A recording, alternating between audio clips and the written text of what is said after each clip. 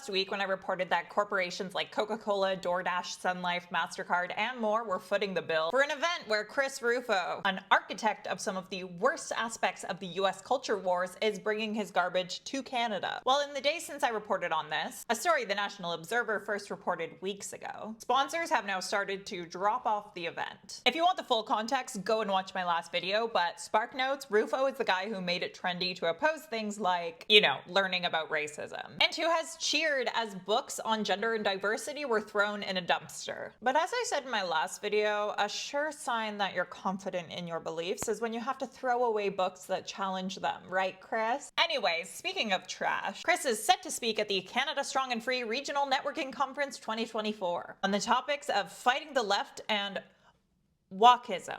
I think they meant to say wokism. But more than 500 people have now signed a petition from Wilbur Turner demanding corporate sponsors pull their support from the event. And some of those sponsors have listened, including Bruce Power, whose VP tweeted that they will, quote, no longer support the dialogue and they wanted their name removed from, quote unquote, everything. He also confirmed they're pulling their financial contributions. In a statement he sent to me, the VP confirmed that the team at Bruce Power was not aware of the topics of this regional conference, and they first heard what it was actually about when they saw my video. Quote, as you can see from our company, we are active leaders in the community and in the workplace on promoting and taking action on equity, diversity, and inclusion, a core value for us and the right thing to do.